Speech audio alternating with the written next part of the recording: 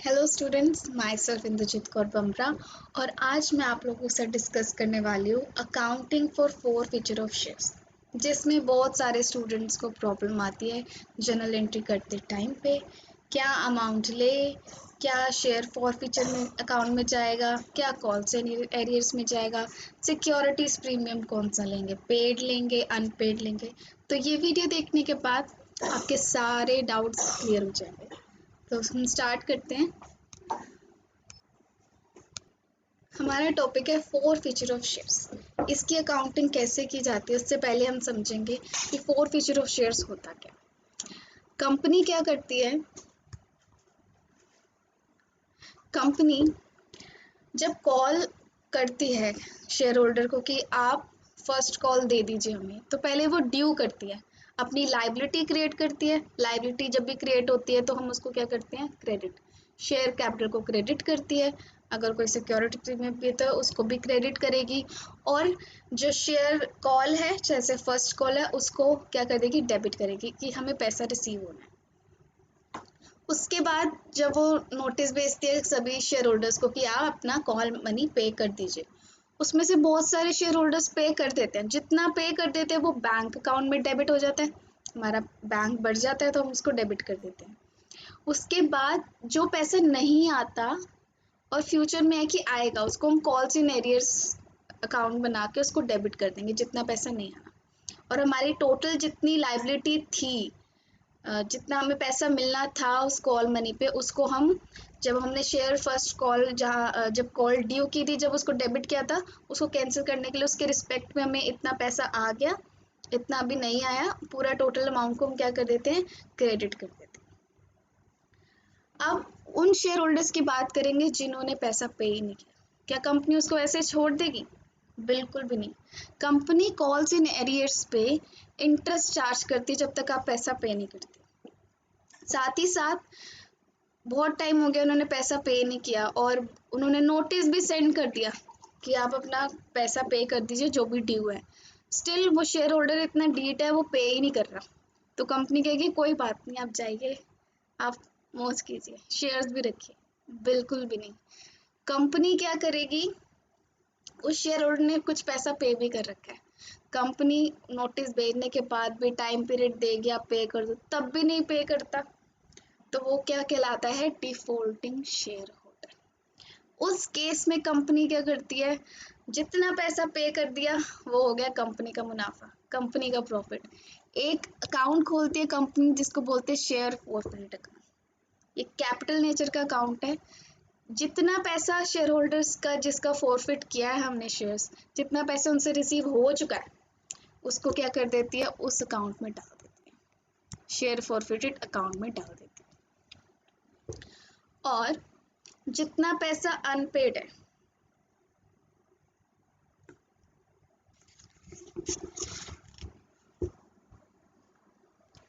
जितना पैसा अनपेड है, अभी पे नहीं हुआ, जो हमने कॉल्स इन एरियर्स में बैंक की एंट्री करते हुए क्रेडिट डेबिट किया था, उसको हम क्या कर देंगे, कॉल्स इन एरियर्स में क्रेडिट कर देंगे।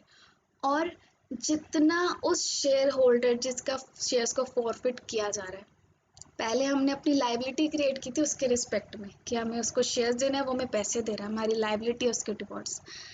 तो जब लाइबिलिटी को हम, अब हमने शेयर्स फॉरफिट कर दिया, अब हम उन्हें उन्हें उसे कुछ नहीं देना, तो हमारी लाइबिलिटी क्या हो जाएगी, कम हो जाएगी, कैंसिल हो जाएगी उसके टुवर्ड्स। तो हम जब लाइबिलिटी कम होती है तो क्या करते हैं, डेबिट करते हैं। इसलिए शेयर कैपिटल को हम फॉरफीचर ऑफ शेयर्स की एंट्री करते हुए डेबिट कर देते हैं। और कितना अमाउंट से, जितना हमने मंगवाया उससे, जितना मंगवाया था उतने अमाउंट से डेबिट कर देंगे।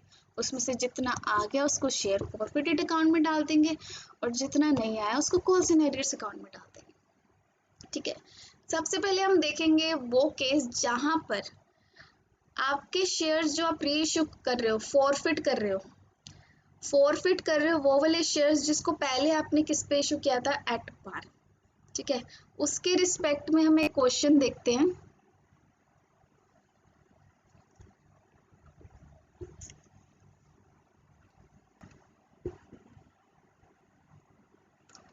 आपकी स्क्रीन पे क्वेश्चन है, हम एक क्वेश्चन डिस्कस करेंगे। शेयर्स पहले किस पे इशू हुए थे, एट पार पे। ये क्वेश्चन है आपके सामने। यहाँ पर शेयर्स किस पे इशू हो रहे हैं? पार पे, और उन शेयर्स को कंपनी ने फोरफिट किया।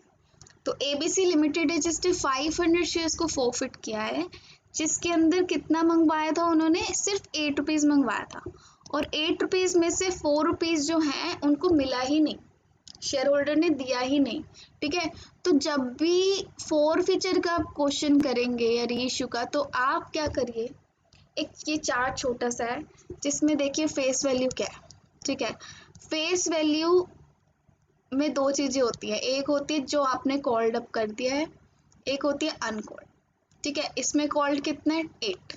ठीक है, फेस वैल्यू नॉर्मली 10 जो पार के लिए होती है, और प्रीमियम अगर आप प्रीमियम पे इशू कर रहे हैं तो फेस वैल्यू फिर भी 10 रहेगा। ठीक है, वो इशू प्राइस होता है 10 + 3 जो प्रीमियम है यहाँ पर। ठीक है, कॉल्ड अप कितना है? 8 है। अब कॉल्ड अप में भी कितना नॉन पेड था, अनपेड कितना बताया इन्होंने? 4। और पेड कितना है? अगर अनपेड 4 है तो पेड 4 है। तो इस केस में बहुत ईजी है, हमारे सामने एंट्रीज हैं। कॉल्ड अप कहाँ जाएगा? शेयर कैपिटल में हम डेबिट करेंगे, तो 500 into 8 4000। Share forfeited amount account में कितना जाएगा? जितना पैसा रिसीव हो गया paid, 500 into 4 2000। Calls in Aryans में कितना जाएगा? 5 इंटू 4 जितना पेड नहीं हुआ, तो 2000। तो दोनों, ये हमारी पूरी एंट्री होगी। इसके बाद ये केस आता है जो बच्चों को प्रॉब्लम क्रिएट करता है, जहां पर शेयर्स को सबसे पहले किस पे इशू किया गया था? प्रीमियम पे इशू किया गया था। उस टाइम पे हमें प्रीमियम का एडजस्टमेंट देखना पड़ता है, क्योंकि एक प्रीमियम होगा जो आपने पे कर दिया है, उसका हम क्या करेंगे? उसको लेंगे नहीं लेंगे। एक प्रीमियम होगा जो भी प्रीमियम पे नहीं हुआ। ठीक है, तो सबसे पहले देखते हैं कि अगर प्रीमियम पे शेयर्स इशू करते हैं तब हम फोरफिचर की एंट्रीज क्या करते हैं। सेम, हमारी कैपिटल गिर रही है, हमारी लायबिलिटीज कम हो रही है, शेयर कैपिटल अकाउंट को हम डेबिट करेंगे कॉल्ड अप वैल्यू से। किससे? कॉल्ड अप वैल्यू से। अगर आपका 10 रुपीज़ फेस वैल्यू था, आपने 10 रुपीज़ मंगवाया, तो फेस वैल्यू का कॉल्ड अप होगा, जितना मंगवा लिया उतना आप शेयर कैपिटल अकाउंट में डेबिट कर दीजिए। Same to calls in arrears आएगा unpaid, to share forfeited account में जाएगा पेड। ठीक है, यहाँ दो केसेस डिस्कस करेंगे। सबसे पहले मैं डिस्कस करूंगी जहां पर आपका सिक्योरिटीज प्रीमियम अनपेड है। ठीक है, तो एक क्वेश्चन देखेंगे इसके रिस्पेक्ट में। तो आपके सामने क्वेश्चन है, एक कंपनी है ए जिसने इशू किए थे शेयर होल्डर को इक्विटी शेयर 1000, कितने प्रीमियम पे? 3 रुपीज़ प्रीमियम पे। ठीक है, अपने एक इन्वेस्ट शेयर होल्डर को इन्होंने इशू किया। अब शेयर होल्डर से इन्होंने पैसे मंगवाए। ठीक है, एप्लीकेशन मंगवाई, allotment, first call, final call पूरा मंगवा लिया, 13 का 13 रुपीज़ मंगवा लिया। तो हमारा कॉल्ड अप यहाँ पर क्या हो जाएगा? 30। फेस जो इशू प्राइस है इसमें एक तो फेस वैल्यू 10 और इसमें 3 रुपीज़ है सिक्योरिटीज प्रीमियम। ठीक है, कॉल्ड अप आपका पूरा का पूरा 13 हो जाएगा। अब उसमें से देखेंगे हमारा पेड कितना है। ठीक है, वो कह रहे हैं नॉट रिसीव ₹8 पर शेयर इंक्लूडिंग प्रीमियम ऑफ ₹3 पर शेयर। ये वही केस है जहां पर आपका प्रीमियम अभी आपको रिसीव नहीं हुआ है। ठीक है, तो पेड में कितना आ जाएगा? अगर उनको 8 रुपये नहीं मिला तो 13 माइनस 8, उनको 5 रुपीज़ मिल जाएगा। ठीक है, ये हमारा शेयर फॉरफिचर अकाउंट में आएगा। अनपेड कितना हो जाएगा? अनपेड हो जाएगा आपका 8 रुपीज़। 8 रुपीज़ में भी 5 रुपीज़ आपका फेस वैल्यू है और 3 रुपीज़ आपका क्या है? Securities premium. ठीक है, तो सबसे जल्दी से बताइए आप इसकी एंट्री क्या आएगी?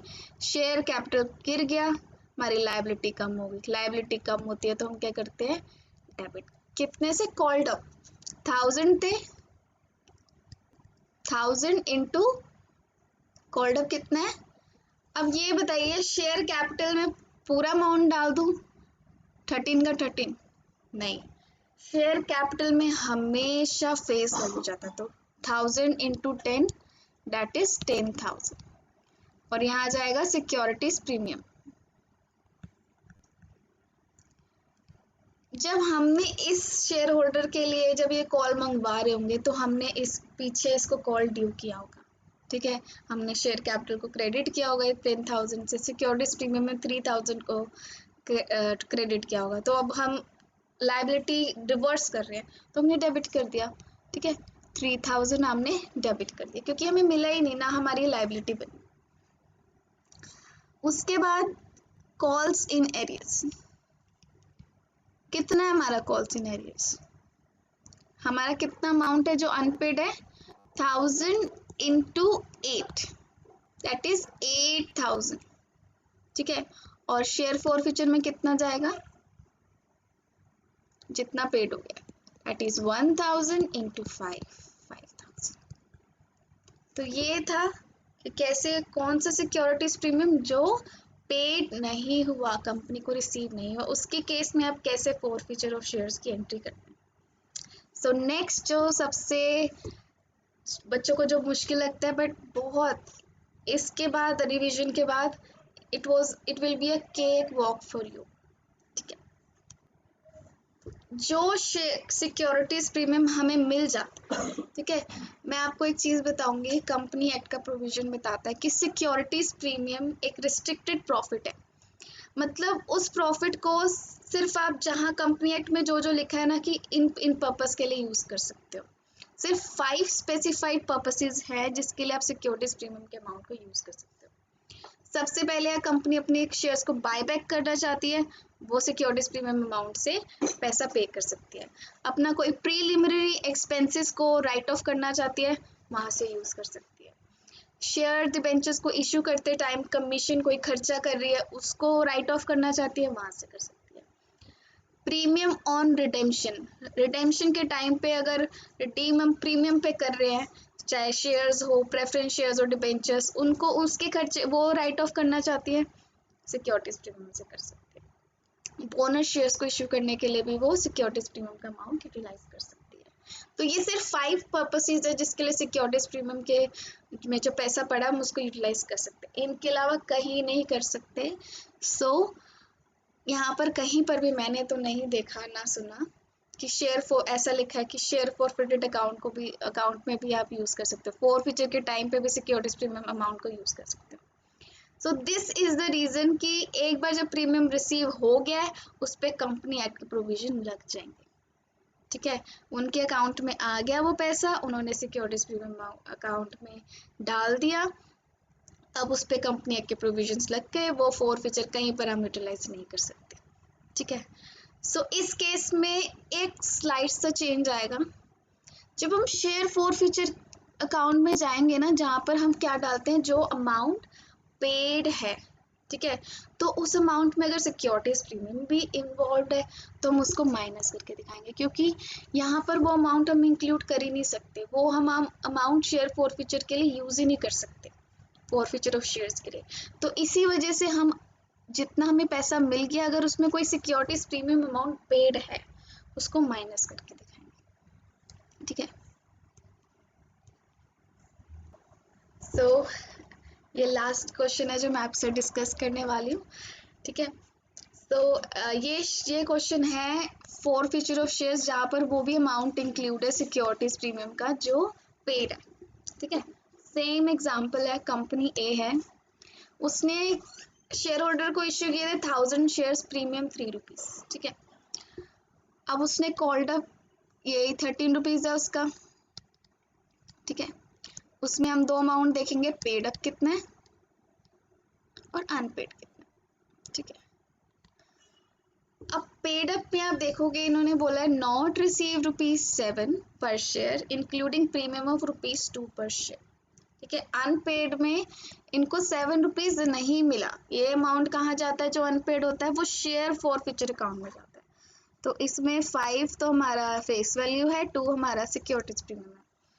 पेड अप में अगर 7 रुपये नहीं मिला तो अगर आप यहाँ पर देखेंगे कि एप्लीकेशन में 2, अलॉटमेंट में 4 है, 3 + 1 मतलब ₹1 प्रीमियम है, मतलब ये वो केस है जहाँ पर प्रीमियम पे हो चुका है, ठीक है।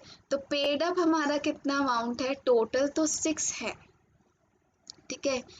फेस वैल्यू और प्रीमियम इसको भी बाइफिकेट करेंगे तो आपका आ जाएगा 2 + 3, प्रीमियम 1 अमाउंट है 5। ठीक है, तो हम जल्दी से एंट्री देखेंगे इसकी।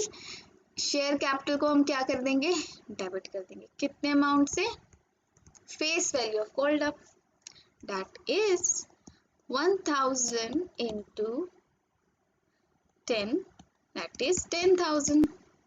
ठीक है, सिक्योरिटीज प्रीमियम में कितना डालेंगे इसका, 1000 into सिक्योरिटीज प्रीमियम डेबिट कौन सा करेंगे, जो पेड हो चुका है, अनपेड, या दोनों को। जो हमें पेड हो चुका है वो ऑलरेडी हम क्रेडिट कर चुके हैं और हम उसको यूटिलाइज ही नहीं कर सकते, तो हम जब भी फोरफीचर की एंट्रीज करेंगे सिक्योरिटीज प्रीमियम वो डेबिट करेंगे जो अनपेड है। तो यहाँ पर हमारा अनपेड कितना है, 1, तो यहाँ पर आ जाएगा 1000। क्रेडिट करेंगे कॉल्स इन एरियर्स को, कॉल्स इन एरियर्स कितना अमाउंट, जितना अनपेड है, तो 1000 into 7, that is 7000। And last one, share forfeiture account. बच्चों आपको ये MCQ में भी आ सकता है ऐसा केस स्टडी आके, शेयर फॉरफीचर में कितना पैसा जाएगा। सिंपल है,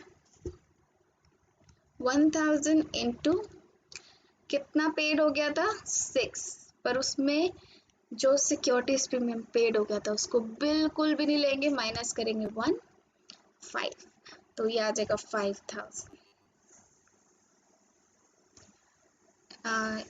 एक सेकेंड, सॉरी, यहाँ पर 2 आएगा, जो सिक्योरिटीज प्रीमियम अनपेड है वो 2 है, तो 2000 आएगा, और यहाँ पर 6 - 5 5000, तो 12,000।